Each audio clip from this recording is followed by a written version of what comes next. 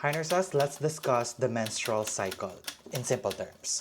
Okay, so guys, always remember the menstrual cycle starts with the menstrual phase, okay? We have the menstruation or the menstrual phase, followed by the proliferative phase, which is the thickening phase, where the uterus becomes thick. Next, we have the ovulation phase, which is the most fertile day or the most fertile phase. And then the secretory phase, which is the maintenance phase, waiting for the fertilizations to happen. Okay, so 1, 2, 3, and 4. Okay, as we all know, nurses, menstruation always starts with bleeding. And ano ba yung nagkakos ng bleeding? What triggers menstruation to happen? Simple lang guys, you have to remember that there is decreased levels of estrogen. Okay? Remember that the menstruation, the bleeding itself is triggered by decrease in estrogen levels. Kaya nagkakaroon ng menstruations. Ang tanong, what also happens during this phase? Tandaan guys, during the bleeding itself, di ba, sobrang baba ng estrogen. Specifically, yung hypothalamus, tandaan to, your hypothalamus to release the releasing hormone. Tandaan, yung mga, sa hypothalamus natin guys, dito nang gagaling yung mga releasing hormones na yan. Yung releasing hormone na to guys is called the follicle stimulating hormone releasing factor. Tandaan to ha, mga siya guys. FSH, follicle stimulating hormone. Wait lang, medyo mali yung pagkasulat ko. Okay, let's do it again. Follicle stimulating hormone releasing factor. FSHRF. Ano yung trabaho ni FSHRF nurses? FSHRF will stimulate anterior pituitary gland to produce FSH, the follicle stimulating hormone itself. Follicle stimulating hormone. So remember that guys, yung hypothalamus will release FSHRF, then FSHRF will stimulate anterior pituitary gland to release follicle stimulating hormone. Ano yung trabaho ni follicle stimulating hormone guys? Follicle stimulating hormone will grow the immature oocytes. Yan. Ang immature oocytes na to. Ito yung trabaho ni FSH, guys. FSH will help immature oocyte to grow. Saan? Para saan siya mag-grow? Ano yung purpose ni immature oocyte? Ang goal, guys, ng FSH is to help it grow into a Graafian follicle. Okay? Tandaan to ha. Ang immature oocyte na to, magiging natawag siya guys na Graafian follicle. At ang trabaho guys ni Graafian follicle is number 1, to produce estrogen. Yun. Yun yung trabaho ni Graafian follicle. Magproproduce siya ng mga hormones para kumapal yung uterus. At dito na guys papasok yung next phase na tinatawag natin na proliferative phase. Okay? I-erase mo. Okay. During proliferative phase, nurses, uterus. This happens during day 5 to day 14 of the menstrual cycle. 5 days. Day 1 to day 5. Kung tatanungin ko guys sa board exam, kailan nagsa-start yung menstruation or yung menstrual cycle? On the day of bleeding. Tandaan to ha, kapag dinugo yung mga girls, ito yung day 1 of the menstrual period. Okay? Day 1 is the day 1 of bleeding. Tandaan yan. Okay, punta tayo guys sa proliferative phase. Sa proliferative phase, ito na 'di ba yung pagtithick ng uterine lining, makapal siya kasi tumataas dito yung levels of estrogen. Sobrang taas ng levels of estrogen. Ibahin natin yung kulay. Estrogen. Yan. Mainly estradiol. Mataas yung estrogen dito during the phase. Ang tanong, bakit kinakapalan ang uterus? Bakit kumakapal yung uterine lining? Kasi guys, tandaan nyo palagi, yung body ng mga babae, especially yung uterus, it prepares itself para buhayan ng bata. To house fertilization, to house fetus. It's 2026. But, tandaan nyo palagi, in anatomy perspective, yung trabaho talaga ng uterus mo is mabuhayan ng bata. Kaya kumakapal siya para maraming nutrients at para if ever may fetus doon, mabubuhay. At yung trabaho niyan, guys, si estrogen yung gumagawa niyan. Gamit tandaan si Graafian follicle. Si Graafian follicle, magproproduce siya ng maraming estrogen para kumapal uterus during the proliferative phase. Tandaan, si proliferative phase, 5 to 14 days. Also guys, tumataas yung tinatawag na estrogen. Yung hypothalamus din guys, maglalabas siya ng, yung hypothalamus ba to? Hindi ko alam yung mukha ni hypothalamus. Pero si hypothalamus will release another releasing hormone na tinatawag na LH. Ang LHRF guys is tinatawag na luteinizing hormone releasing factor. Si luteinizing hormone releasing factor will stimulate anterior pituitary gland, and si APG or si anterior pituitary gland will produce what we call the luteinizing hormone, LH. Yan. At si LH guys, ang trabaho ni LH, pupunta na siya sa next phase of the menstrual cycle, which is tinatawag na ovulation phase. Kasi tandaan, sa ovulation phase, guys, na si ovum. I-release na si ovum into the fallopian tube. Ready na i-meet yung sperm. At kailangan dito, guys, si luteinizing hormone. Kasi tandaan, si luteinizing hormone nurses in releasing progesterone. Okay? Halaga, guys, si luteinizing hormone, LH, in releasing tinatawag na progesterone.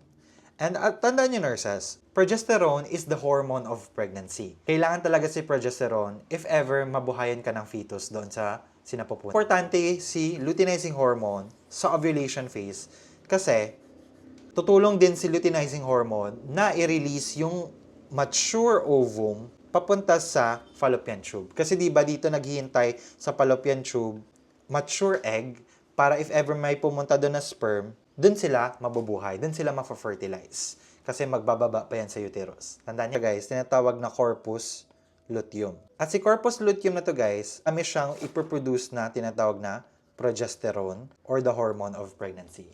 Kaya napakahalaga guys na during the ovulation phase, si luteinizing hormone, marirelease talaga siya. At si Graafian follicle, magiging corpus luteum sa kasi kailangan si corpus luteum to maintain the pregnancy kasi si corpus luteum produces progesterone. Okay? Now, ang ovulation phase nurses, tandaan, this happens day 14. Ito na talaga yung pinaka magandang time na mag-implant ng bata, na magkaroon ng baby, na magkaroon ng fertilization. Kasi during the ovulation phase, guys, sobrang permeable ng sperm yung cervical mucus. Tandaan niyo na, yung cervical mucus ng mga babae during this time, during the ovulation phase, super permeable siya. Ibig sabihin, mabilis siyang pasukan. Tapos, sobrang kapal na ng uterus, maraming estrogen, maraming progesterone. Ito talaga yung oras na ovulating yung babae. Sobrang ano niya talaga dito. Parang feel niya talaga na attractive talaga siya. Kasi nga, sa biology, in biological sense, ito talaga yung perfect time to fertilize, no? At, di ba nasabi ko sa inyo guys na during the ovulation phase, makakapal yung uterus, sobrang taas ng mga hormones, magaganda na to time for implantation and fertilization. Ang tawag sa araw na din yan guys is we have the secretory phase, wherein lahat sa secretory phase is sobrang perfect na lahat. Makapal ang progesterone, hindi, makapal pala yung, makapal ang uterus, makapal ang uterine lining, healthy yung corpus luteum, yung ovum ready na, 'di ba? Tawag dyan sa phase na yan, guys, is secretory phase. Kung saan, naghihintay dito, ito yung tinatawag na waiting game. Kasi perfect na lahat eh. Nag-ovulate na yung babae, nag-proliferate na ng maayos, ready na yung mga ovum, mature na, mataas na yung corpus luteum, nagsisecrete na ng tinatawag na progesterone, di ba? So, ang secretory phase nurses, ito yung waiting game. Naghihintay na dito ng sperm para if ever na may mapunta doon na sperm, magpa-fertilize, pwede na. Magagamit lahat ng mature ovum, magagamit. Diba? Ano mangyayari if walang nangyayari na fertilization? What happens when there is no fertilization that occurred? No? Tandaan I will erase. Sa secretory phase, guys, tandaan nyo si corpus luteum, dahil walang nangyaring, walang nangyaring fertilization. Si corpus luteum, guys, magiging tinatawag siya na corpus albicans siya nurses. Tapos si corpus albicans nurses, weak na siya. Hindi na siya malakas mag-produce ng progesterone, ng ibang hormones to maintain the pregnancy. So, ang mangyayari, guys, bababa yung estrogen, bababa yung progesterone, uterine lining, yung mga hormones. Ano ang mangyayari sa uterus? Mag-shed. At yung shedding na yan, it will turn into blood products. At yung tawag na doon is pagdudugo or bleeding during the menstruation. Kaya nagkakaroon ulit ng menstruation kasi walang nangyaring fertilization. So ang dugo pala na galing doon sa menstruation is galing yan mismo sa uterine lining mo ng mga babae. Nurses, let's have a quick overview sa mga diniscuss natin about the menstrual cycle in general. So menstrual cycle overview. The normal length of the menstrual cycle is usually, nurses, 28 days. Tandaan to ha, 28 days yung normal cycle. Normal range is 21 to 35 days. Okay? Day 1 is the first day of the menstruation. Tandaan niya na sa diniscuss natin kanina. Let's discuss, nurses, the hormones and their roles. Super high yield to sa board exam. Number 1, FSH, the follicle-stimulating hormone. Galing siya sa anterior pituitary gland. Yan, tandaan niya, galing yan sa anterior pituitary gland. It stimulates the follicle development. Tandaan, kanina nasabi ko sa inyo, di ba, like from immature oocytes, magiging ano siya guys, primordial follicle, tapos magiging ano siya, Graafian follicle. Sorry sa spelling ko, nurses ha. Paano mo siya malalaman, Nurse Resty, na Graafian follicle na siya? If it starts producing estrogen. Remember this, okay?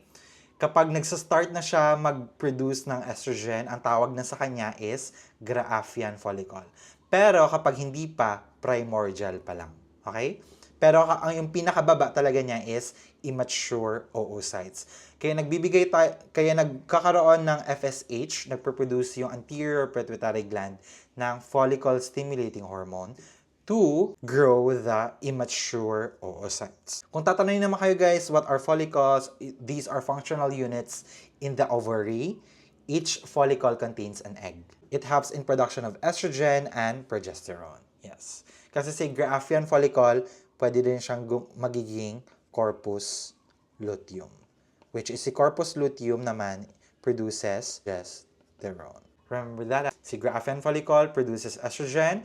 Graafian follicle during ovulation phase, nagiging corpus luteum siya. And corpus luteum is responsible for the production of progesterone, which is the hormone of pregnancy. Tandaan to, nurses ha. Progesterone is the hormone of pregnancy. Next, we have estrogen. Of course, galing ang estrogen sa Graafian follicle and it thickens the endometrium. Naalala niyo yung endometrium? I-drawing ko dito yung endometrium ha. Diba ito yung uterus? Nagtithicken dito guys para kapag may muo na fetus, maganda to para mag-latch yung placenta, para maging healthy yung estrogen yung tumutulong na magpa-thicken. At kapag mababa ang estrogen, nurses, what happens again? Nagsished to. It will become blood. Kaya nagkakaroon ng menstruation. What triggers menstruation, nurses? Decrease estrogen levels in the body. Saan galing yung mga dugo-dugo sa menstruation?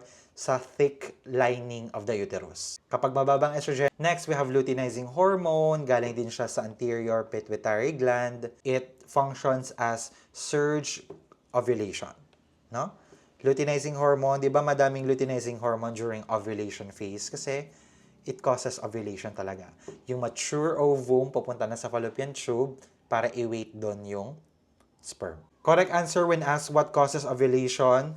Madaming luteinizing hormone. Remember, nurses, yung mga releasing factor ha? Diba? Saan galing yung mga releasing factors? Galing sa hypothalamus. Naalala nyo kanina si LHRF, luteinizing hormone releasing factor, tapos FSHRF, follicle stimulating hormone releasing factor. Saan sila galing? Sa hypothalamus.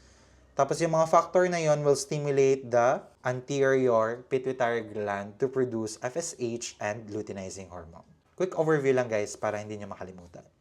Next, we have progesterone. Galing siya sa corpus luteum. Corpus luteum is a mature follicle. Yeah, tandaan si Graafian follicle.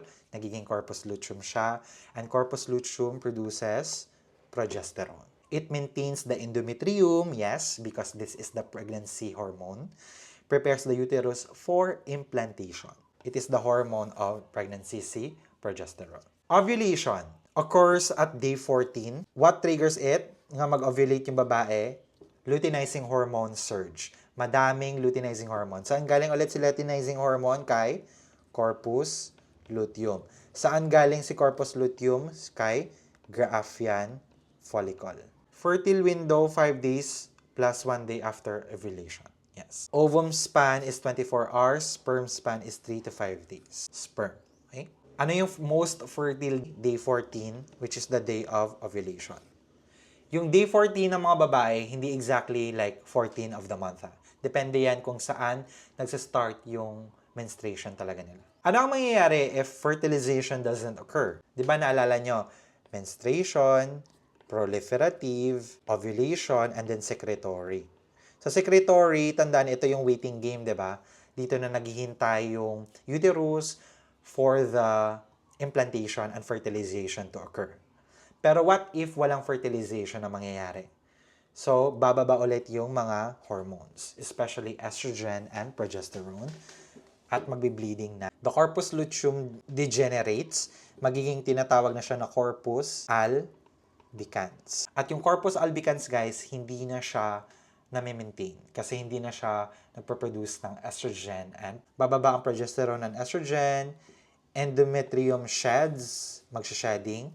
Nalala nyo kanina? Uterus to ha. Pangit. Wala nang estrogen, wala nang progesterone. Ano mangyayari dito sa what hormone triggers ovulation? Which phase prepares the uterus for implantation? Secretory. Ito na yung waiting game.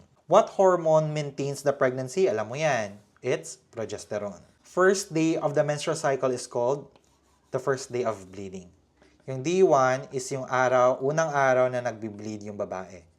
Kapag nag-bleeding yung babae on the first day, yan yung day 1 of the menstrual cycle. Saan nagsisimula ang menstrual cycle? Sa menstruation. What triggers menstruation? Mababa estrogen and progesterone, which causes the endometrium to shed. Inuulit-ulit ko lang guys para matatak na sa utak nyo. Which hormone causes endometrial thickening? Estrogen. Kumakapal ang immature oocytes. Ano ang kailangan natin para maging mature si oocytes? Graafian follicle siya. Follicle-stimulating hormone, who stimulates anterior pituitary gland to produce follicle-stimulating hormone. And that's it, nurses. I hope may natutunan ka today. I hope ma-master mo na to. And don't forget to ask questions. Comment lang below if may mga gusto kang iklaro or may mga tanong ka. We will discuss that, okay? See you in my next videos.